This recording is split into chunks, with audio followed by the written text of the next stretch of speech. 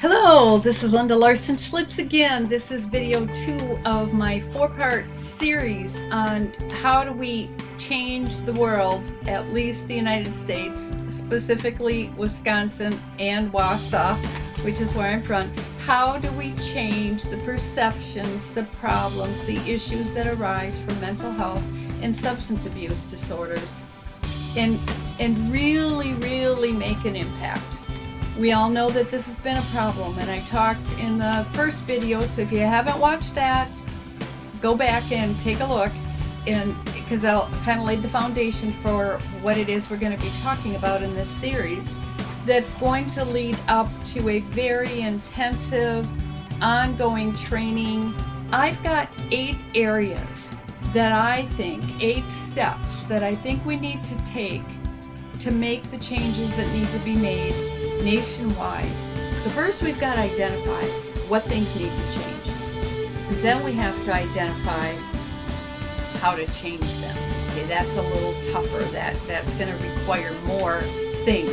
But the identifying those needs, things like we need to be sure that we've got treatment for people with substance abuse and mental health, which means that we need to have insurance, which means that people probably have to have jobs. Well, now with Obamacare they don't necessarily, but how do you pay for anything if you don't have income?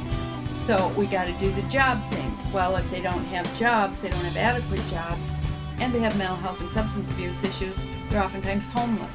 So we got to deal with the housing thing. We have to deal with, what about the family? Because what about child support? And what are we going to do with that? And where are they going to get housing? And do they need supportive housing? And they need somebody to help them manage their medication. And can they buy it? Oh, it's a very broad thing. So first, we have to identify the needs. And there's things I haven't even thought about, although I've been in this field for 25 years as a counselor and social worker. And I've been in the system myself in other ways. I don't know everything that other people know and need. So I need as many of you that are listening to this to get anybody that you can think of involved that cares about any aspect of substance abuse. From drinking too much and getting brain damage and physical symptoms to drunk driving and people committing suicide or stealing. I mean, really, it's a very broad topic that covers a zillion things and costs us billions and billions of dollars every year that could be changed if we work together.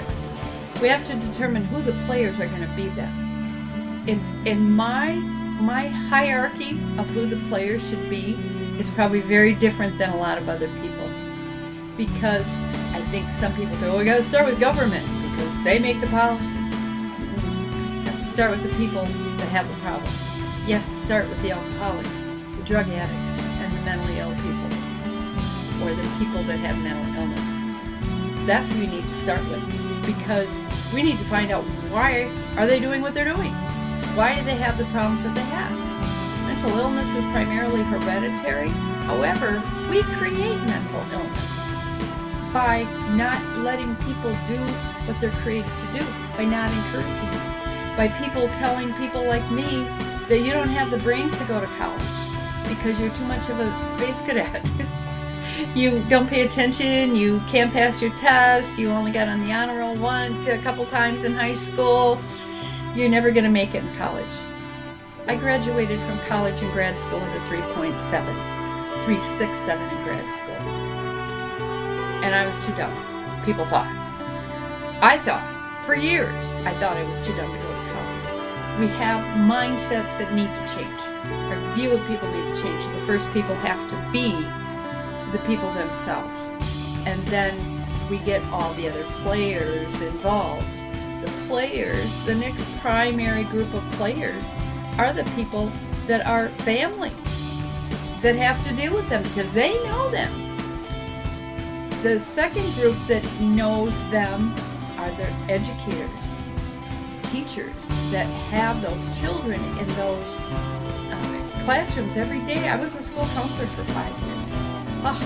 but I had to get out. It drove me crazy. I loved working with the kids. I hated working with the teachers in the system because the system's broken. Every area of the system is broken. And people should not be allowed to be teachers if they don't like kids. Wouldn't you agree? But I could not believe how many teachers, I swear, they just joined the profession so they could golf in the summertime. They were terrible with kids. So, one of them, I can't say his name, but he would hand this one boy a couple of them, and hand them a pass when they came to the door, and just say, go to the guidance counselor's office. So they'd sit there all day.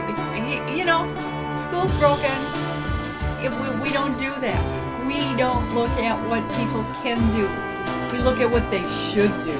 We put them in a box from the time they're born, with boys playing with trucks and girls playing with dolls. Except in my family, no, I did that too. But it's crazy. I took a little poll once when I was a school counselor, first grader, and I was starting to observe. This was my second year, I think. It was my second year as a intern, getting my internship and practicum and all of that. And I'm seeing this pattern of kids, boys being rough and tumble, fighting, getting into fights all the time, and girls, girls being girls, girly girls. And so I asked him one day, is it okay for boys to cry? No, not okay for boys to cry. Is it okay for girls to cry? Yeah, girls can cry. Is it okay for boys to hit people if they get upset? Yep. Is it okay for girls to hit people? Nope. Okay, now, unfortunately, that's changed, and girls are fighting a lot more too. But first grade, this is first grade. I did another little poll in a second grade class about how they loved coming to school. No, 75% of them did not love coming to school by the time they were in second grade. What in the world is that all about? I hate math. I'm not any good at math. There was already so much shame because we focus on what they can't do, what they're not good at.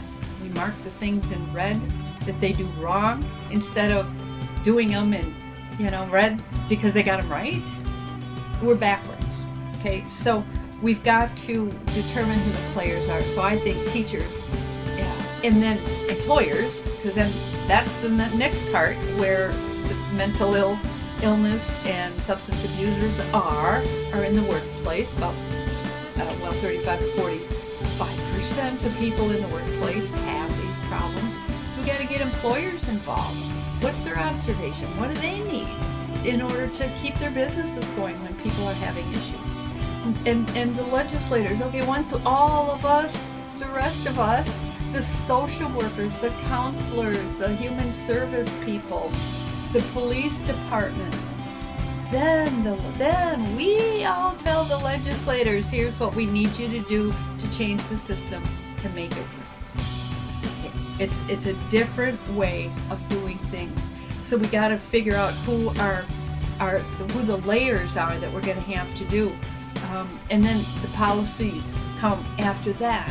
And when the policies are set, I hate policies. They're meant to be changed. But, then we got to look at how is the funding going to reflect the things that we listed as priorities. Because the funding does not reflect and is not put forth the things that need to be. We are a reactionary society. We don't look at prevention or intervention or rehabilitation. We look at, oh my God, they just killed somebody, for the 4th time, or they got their 15th drunk driving. Oh, what are we going to do? We should come up with a new rule. How about a drug court? Hey, that would have been a great idea about 14 drunk drivings ago. But, we're way late. Why haven't we done it? Well, we don't have the funding. We don't have the funding. I ran a nonprofit for 14 years dealing with these people, substance abusers, mentally ill, all those people. And funding was like that. Even the funders who fund these organizations don't fund people to run them. They don't do administrative stuff. Well, who's supposed to run this? Which is why I started a social program where the residents ran it, because without that, we would not have had 47 beds. We would not have had an organization that flourished like it has. And my husband and I have been gone now for over a year, and it's still going. But now, I'll tell you, the funding is even less, because I wrote all the grants and did all that, and they don't have the funding to hire a grant writer. I was a volunteer for 14 years writing grants and working, volunteering almost full time. They don't have that right now. They need help. Random Homes needs help. They serve veterans. We got a veterans home that's been hanging by a thread because they don't have the funding that they need. So that needs to change. Funding. How do we manage that? Where is it going? How much duplication of services do we need to change? And what is going to happen with that? So as we're working in our groups nationwide, and we're doing meetups here and there and everywhere, and we're collaborating to make this happen, the other thing that we can do at the same time is to develop programs and services that we can sell online, and we can train each other without duplicating this. It doesn't make sense. Let's work together. Let's work smarter instead of harder for a change. Implementing this. Implementation is a challenge, and I'm a get it done person. Yeah, I hate waiting. I just hate waiting. One of our county administrators, I had written a grant for county funding for our program, and they were dragging their feet, now hemming and hawing around it, and I just said, this is crazy. Our organization, Random Homes, had saved this county, this city, this state, this nation millions and millions of dollars by providing alternatives to incarceration and revocation since 2002. We got our first guy sentenced to it for a year to our program. And he succeeded. He's never been in trouble since. He's doing really well. He was a veteran with a mental illness. He had a breakdown. He did something stupid like, saying he was going to blow up the place in 2001 after September 1st. Wasn't a good idea, but, he served his time. He was mentally ill. This was not the kind of person he was. So, we've been serving. Think of it. $50 a day. Just came out in the paper 2 weeks ago. $50 a day to be in jail. Probably more to be in prison. $50 a day times 365. We didn't get paid a dime. Not one dime. For all those years, we kept going to the county, going to the city. We're saving you money. We're saving you money. Probation, parole, sending people. We're the housing shelter for people. People, instead of going to jail, coming to Random Homes. What's up with that? And yet there's no money coming. Still is no money coming. Money doesn't go to the group homes. It's going to the jails. It's backwards. It needs to change.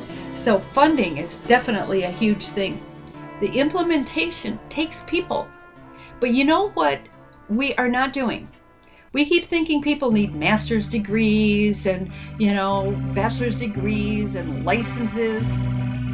I've been working with coaches that are coaching out there that don't have a lick of training. Some of them don't even have a high school diploma. They're amazing. And I know there's rules and regulations, but you know what? The proof is in the pudding. Proof is in the pudding. I would hire somebody who's been there, done that, and proved themselves over somebody with a degree any day of the week. I would. I just would. Because smart people, lots of people can get through college and they can get a degree. It doesn't mean they know anything or that they've got any morals or values or ethics or any of the things you need to be a human being working in the field that we're working in. So we have to figure out how to implement things. And again, paradigm shift. Faucet of the paradigm. Everybody is valuable. Everybody's created for a purpose, including all of those people. When I got the Athena Award, and you can watch my acceptance speech on my website or on my YouTube channel, I was just shocked. I was just shocked. I don't know who nominated me. I was just, the Red Cross hero, the residents, and all of the drug addicts and alcoholics that, we helped nominated us, but I have no idea who nominated me for the Athena Award. When I got up there, I'm like, this is really cool, really great, that I got my name on there, but I'm just a vessel. I am just a faucet of God doing his thing to let people know, hey, that he's out there and he's got a plan and he's going to help them if they turn to him like he did me when I didn't kill myself. That's what I think we're all supposed to be, but if we don't give those people a chance, we are missing out. We are cheating the rest of the world from getting to know these incredible human beings that if we would give them the credit and find the good in those murderers and sex offenders and rapists, there's good in them. They got the way they are because they didn't have that. They did not have it. I guarantee you there was something that went awry. Now granted, some people are just born and they go down the path and parents may do a good job. But genetically, we continue to screw things up by using alcohol and drugs and eating crap. That screws up our next generation from being healthy people with good minds because we're not helping. So we need to figure out how we're going to implement this whole program, who we're going to use, and how we're going to empower the system to continue to work. How we're going to keep the balls in the air, how we're going to keep working collaboratively, because we may have a good group and this is great, hugs, all good, and then we get a new person in that role and everything goes, so we're going to have that. Because somebody isn't black, that they haven't been in on the one fuzzy, and a lot of people hate going to those meetings, but it takes a lot of patience, kindness, and looking at things. The part of my training that I'm going to do in my piece of this before we do the big summit, I'm going to go through a whole training on finding out your passion. What's your purpose in life? Because before people can start making changes in their own life and changing others, they need to know how to do that for themselves. They need to know how to identify, what am I on this earth for? What is my purpose? How can I best be utilized in a place? And then we got to be given the encouragement. Hope for me is help, opportunity, praise, and encouragement. We don't do that very well in our society. We know some people wrong, right? So if we give people hope, they have something to contribute. They have a reason to not pick up that drink, to not snort that next line of coke, to take their medication so that they can keep their mind clear and they can do valuable things like go to college and get a graduate degree and become a social worker and counselor, even though they didn't do well in school, and you have ADD and hypomania, type 2 bipolar, and you're a recovering alcoholic and drug addict. Hey! Even whoever, you can live a life that you want it to. That's the message that we need to bring power to get people to use their minds. I can guarantee you, I absolutely guarantee you, that if we do what Delancey State Foundation has done, we will see the same kind of results.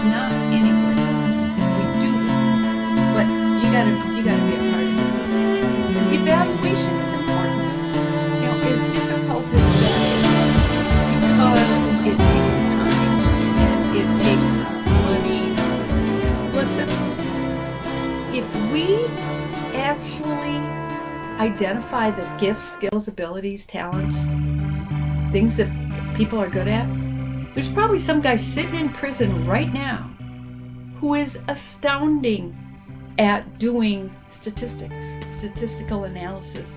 There's probably somebody else who can't leave their house because they have a social phobia that is phenomenal on maintaining statistics and keeping track of stuff and organizing everything. That's what I'm saying. We've got to look. We've got to look. We've got to bring that out in people. We've got to find them. And there are a zillion of you watching this video right now. I hope there's a zillion of you watching eventually. Pass it on, please. But there's a lot of you out there that are miserable. You're miserable in your jobs. You're miserable in your life. You don't even want to get up and go to work. You just don't even want to get up. Some of you want to kill yourselves because you hate your life. You're not doing what you're called to do. You're not doing what God created you to do. Hello? Time to make some changes. Call me. I'll probably be really busy, or I might lose your phone number. Sign up on my website, LindaLarsonSchlitz.com, and we'll get an email. And hopefully I will have someone who's organized and on top of things to help me with the customer service piece. Because I can't do it all. None of us can. I need people to make this happen. I need people to help me with this initiative. I'm so passionate. I have so much to offer. And I'm doing opt-in pages and landing pages and autoresponders, and I hate it. So if there's people out there concerned about substance abuse, mental health, and our system needing to change, help me. I need help. So that's the 8 areas that I see we need to work on, and in the way that we need to work on them.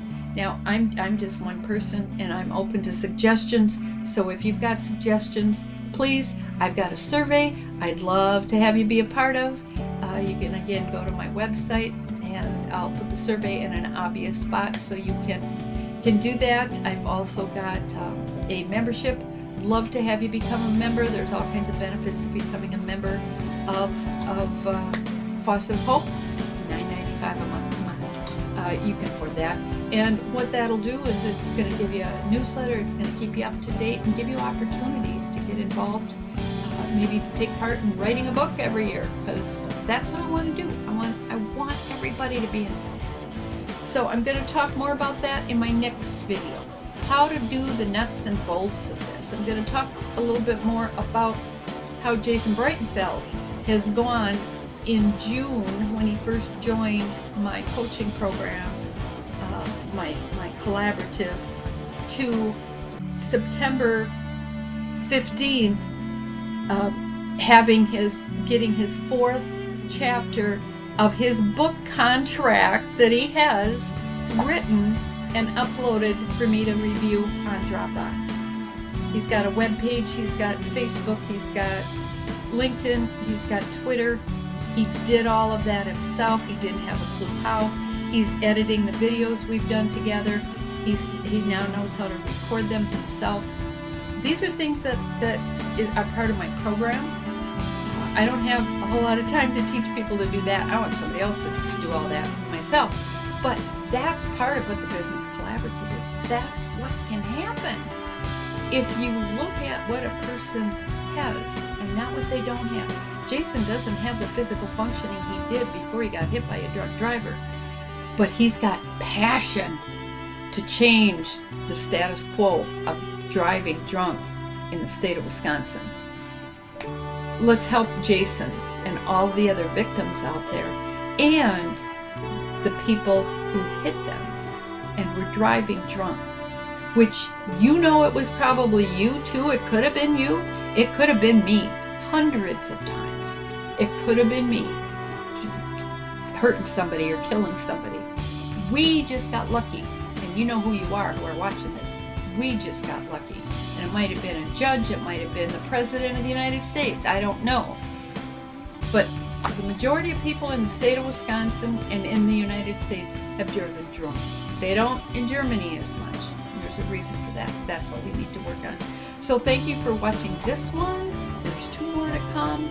So stay tuned. We're going to do more coaching, and we're going to have live follow-ups on this.